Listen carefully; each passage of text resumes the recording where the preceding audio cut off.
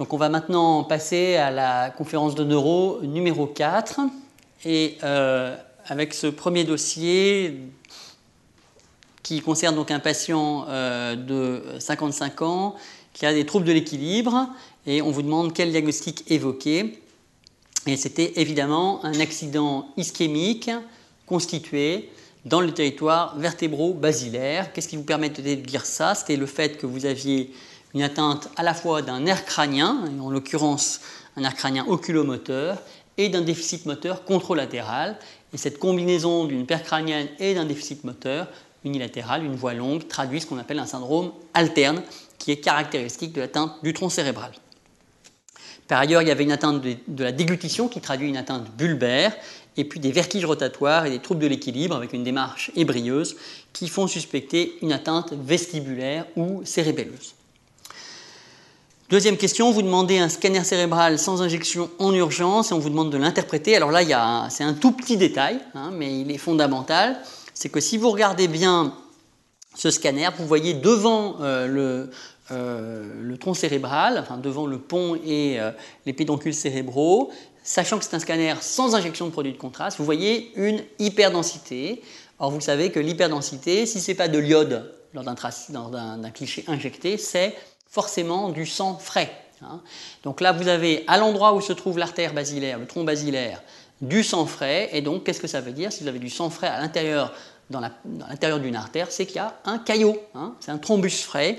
Donc là, vous avez un scanner qui montrait une hyperdensité spontanée du tronc basilaire, traduisant un thrombus frais qui occlue le tronc basilaire. Ce n'est pas une hémorragie de l'artère, ça n'a aucun sens, c'est forcément du sang frais sous forme de thrombus. Question numéro 3, le risque évolutif, c'est quoi? C'est l'atteinte, l'infarctus pontique bilatéral, dont la conséquence clinique dramatique est ce qu'on appelle le locked-in syndrome, c'est-à-dire un tableau de tétraplégie avec en plus une diplégie faciale, une paralysie glosso-labio-pharyngée et une paralysie de la latéralité du regard, ce qui fait qu'il ne reste plus que la verticalité en fait, du regard comme moyen de bouger et moyen éventuel de communiquer chez les patients. Donc c'est une situation particulièrement dramatique qui a été décrite par non seulement en neurologie, mais même par des patients qui ont écrit des livres. Le Scaphandrier, par exemple, c'est un livre de quelqu'un qui a vécu ça et qui raconte son expérience. Alors, question numéro 4 maintenant, le score de Glasgow de ce patient lors de votre examen, ça c'était facile.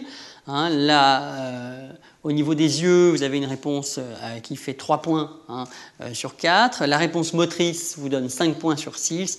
Et la réponse verbale de 2 points sur 5. Donc, ça faisait un score de Glasgow à 10. Question 5. Quel est l'examen qui permet de préciser le diagnostic en urgence, mieux que le scanner? C'est l'IRM cérébral avec séquence de diffusion. Ça, c'est très précieux pour voir un infarctus à la phase précoce. Et puis une angio-IRM du polygone de Willis qui va permettre de mieux individualiser les lésions au niveau de l'artère vertébrale ou de l'artère basilaire, tronc basilaire. Question numéro 6.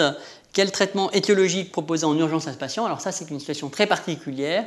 Vous savez que quand il y a un thrombus au niveau du tronc basilaire, à cause des conséquences absolument dramatiques que ça peut avoir, on se lance à ce moment-là dans une thrombolyse intra-artérielle, c'est-à-dire qu'on met un cathéter jusqu'à l'origine du tronc basilaire et on fait la thrombolyse à cet endroit-là. Et cette thrombolyse intra-artérielle peut se faire dans un délai de 6 heures après le début des signes, par opposition, vous le savez, à la thrombolyse intraveineuse, qui, elle, ne se fait pas au-delà de 3 heures, et maintenant, en fait, on est en train de dire 4h30 après le début des signes. Donc ici, il fallait faire une thrombolyse intra-artérielle, et l'autre possibilité, d'ailleurs, qui se fait parfois, c'est qu'on monte le cathéter jusqu'au thrombus et on enlève le thrombus, qu'on appelle une thrombectomie. Il y a des patients qui sont comme ça extraordinairement améliorés par le fait qu'on désocclue en fait, le tronc basilaire mécaniquement. Donc ça, c'est de la neuroradiologie interventionnelle de haut niveau, mais qui permet de sauver un certain nombre de patients. Votre prescription pour les 24 premières heures, c'était donc la question numéro 7.